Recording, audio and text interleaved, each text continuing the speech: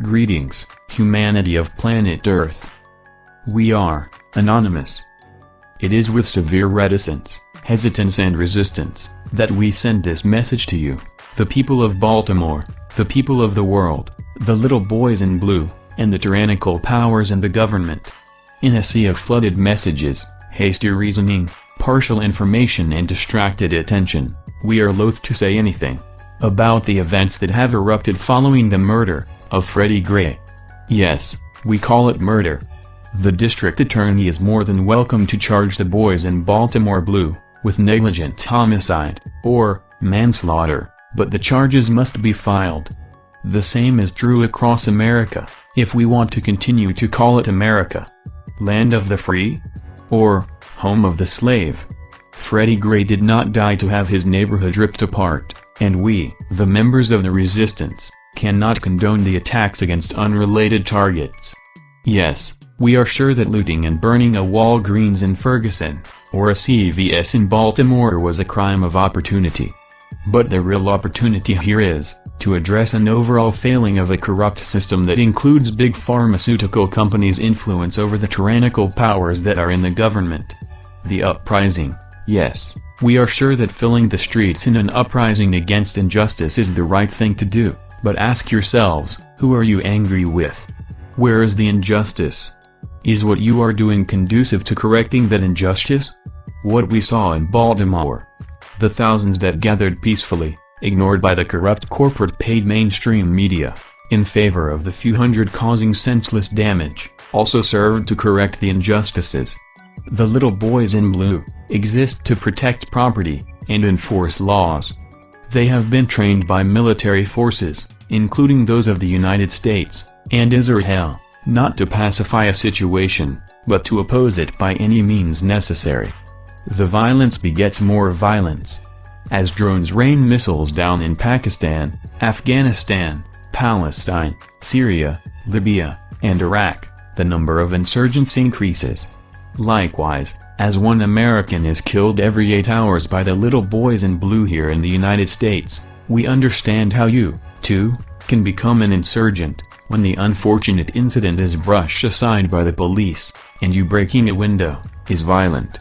The tyrannical powers in the government have, for decades, enacted legislation and policies that have robbed us, across the world, of our ability to govern ourselves, or even care for ourselves. Employment is a commodity sold to the lowest bidder. Innovation that reduces costs is heralded, while innovation that provides clean energy, stable employment or a living wage, is buried through hostile corporate takeover or legal action, and then brushed away. We have been forced into the cities, only to see the cities fall apart due to high cost of living, and scarcity of sustainable employment. Our education system does not teach us how to think for ourselves, innovate, create and motivate. Instead, it lines us up in single file, to take a test of how well we have learned, winner-chosen facts, that do not help us gain employment, maintain employment, or sustain ourselves. While the little boys in blue acquire flashy toys to monitor your phone calls and text messages. While the little boys in blue are under orders to write a certain number of fundraising tickets per day, or arrest a certain number of people. While the private prison industry exists to add to the criminal code, to add to their bank accounts. While politicians in the United States spend more to jail more Americans than they spend to educate our children. Then we, as humanity, must finally realize and recognize that the true assault on the American people, and the people of all over the world, are by an unrepresentative American government, controlled by a very select and money-rich few. It is not the death of Mike Brown, Eric Garner, Tamir Rice, James Boyd, or Freddie Gray. The true assault against the people of the world, is an assault upon the environments, both natural and man-made, that we are dying in. And we cannot breathe. The true assault against the people of the world, is an assault upon our natural rights by a system, that imposes an order to represent and protect the select few. The true assault against the people of the world, is an assault on our minds and behavior, by controlling what thoughts we are allowed to think, and what actions we have means to take.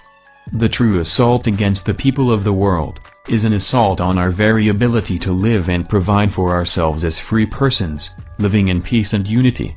While Americans are killed by a little boy in blue every day, 7 billion people of the world are at all times, every day killed, little, by a system engineered to benefit the select few. We are all ready for a mass uprising. Unaccountable police brutality provides a welcome space to begin to demand justice.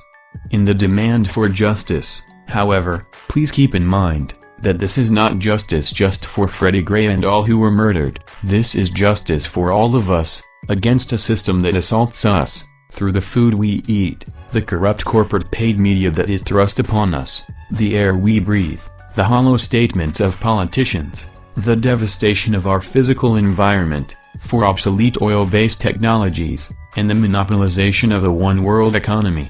Targeting local stores may satisfy a very short-term need for a short time. However, the masses gathered at the doorsteps of the offices of selected representatives singing for justice in one voice, can satisfy the long-term needs of us all. We may not agree on how to achieve a change in the tyranny, but there are solutions. There are solutions for local, organic farming.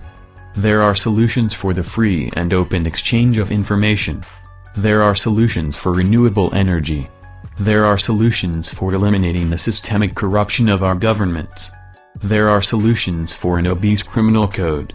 There are solutions for achieving peace throughout the world. These solutions call for the ending of the Federal Reserve, IMF, World Bank, free trade agreements, and many corrupt-like bank establishments. The continued support of alternative media outlets and citizen journalism, solar panels, water desalination, ending the devastating practice of fracking, public financing of elections, decriminalizing non-violent crimes and victimless crimes, locking the revolving door between K Street, Wall Street, and governments, and, last here but certainly not least, holding the little boys in blue accountable for the crimes that they commit while just doing their so-called jobs. Granting immunity to diplomats, elected officials and public servants incentivizes illicit activity by placing them above the law. If we are to truly be a civilized society, then the laws must be written for the greater good, not to bail out and profit a select few. If we are to truly be a civilized society, then the laws must be applied to everyone, and not exempt a select few. If we are to truly be a civilized society, then the uprising must be conducted with civility, even when resorting to violence. The only time violence is to be accepted, is in moments of self-defense, prescribed by the natural law, of do no harm, but take no shit. We, humanity of planet Earth, exist in a moment that truly calls for self-defense of the whole of civilization, against the assaults of economic power brokers and governmental tyrants. If Freddie or Tamir or Eric or Mike or James or the hundreds of others are going to die, let their deaths spark an uprising that eliminates the system that allowed their deaths to happen in the first place, instead of giving the tyrannical powers and the government an excuse to increase the weight of their collective boot on our collective throat. We are anonymous. We are legion. We do not forgive. We do not forget. This will no longer be tolerated. To the tyrannical forces in the White House and the Federal Reserve. Expect us.